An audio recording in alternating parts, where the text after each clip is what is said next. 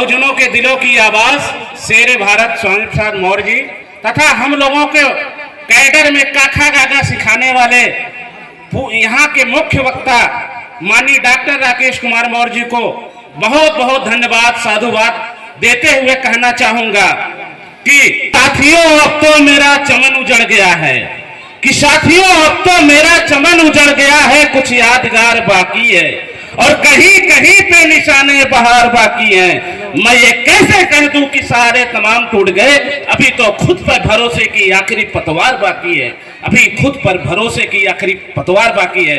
साथियों, सम्राट अशोक महान का जो धम्म है वह भारतीय संविधान में पूर्ण रूप से पिरोया हुआ है और भारतीय संविधान में पूना पैक्ट में ये जो पुस्तक है पूना पैक्ट, उसमें पेज नंबर 92 में साफ साफ लिखा हुआ है कि अगर स्वतंत्र भारत को अपनी आजादी की रक्षा करनी है तो हमें एक ऐसे राष्ट्र चिन्ह को अपनाना होगा जिसपे प्रत्येक भारतवासी को गौरव महसूस हो और पूरा देश सम्राट अशोक के विचारों और सिद्धांतों पर चलेगा।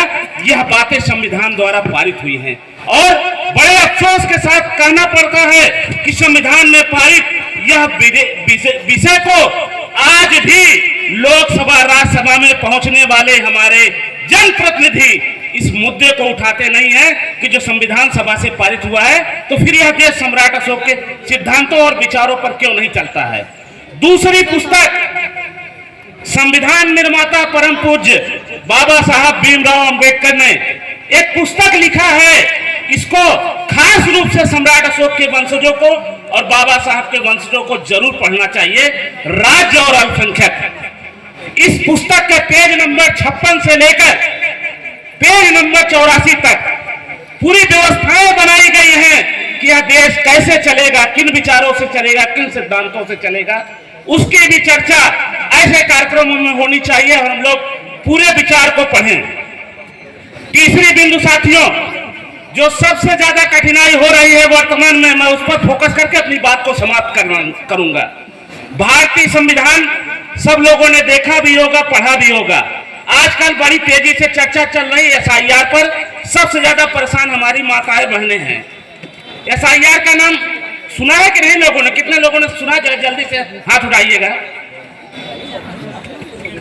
बस सर, एक संविधान के इसी अनुच्छेद के 324, 325 और 326 में साफ साफ लिखा हुआ है कि भारत का प्रत्येक नागरिक जो इस देश में रह रहा है वह इस देश का नागरिक है और इस देश का मालिक भी है और जिसकी उम्र 18 वर्ष से हो गई है वह इस देश में वोट देने का अधिकार रखता है और वोट लेने का भी अधिकार रखता है।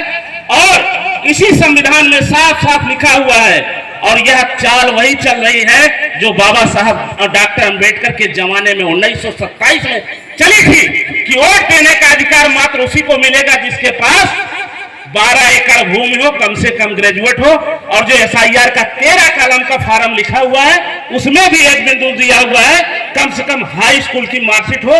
कितने बहुजन समाज के लोग हैं जो हाई स्कूल की मार्कशीट रखे? माताएं बहनें बच्चे जल्दी साथ उठा दें, हम अपनी बात को समाप्त कर देंगे। बहुत कम। इसकी लड़ाई कौन लड़ेगा?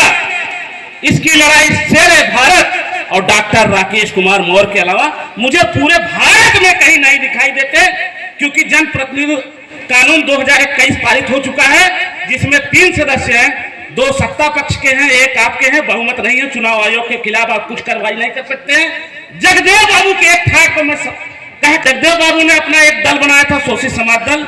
उस दल के पेज नंबर 47 धारा नंबर 124 में लिखा हुआ है अगर किसी व्यक्ति के खिलाफ या व्यक्ति को वोट देने से वंचित किया जाए, उसके अधिकारों को वंचित किया जाए तो हम लोग कलमबंद कार्रवाई करने के लिए स्वतंत्र हैं। इन्हीं शब्दों के साथ अपनी बात को समाप्त करना चाहता हूं। मैं आपका बहुत सारा समय ले लिया क्योंकि politician see next election but statesman see next generation. हम लोग अगली पीढ़ी तैयार नहीं करते, इसीलिए हम लोग धोखा खाते हैं। अगली पीढ़ी रेडी करिए। धन्यवाद। जय भीम, जय भारत, खुदा हाफिज।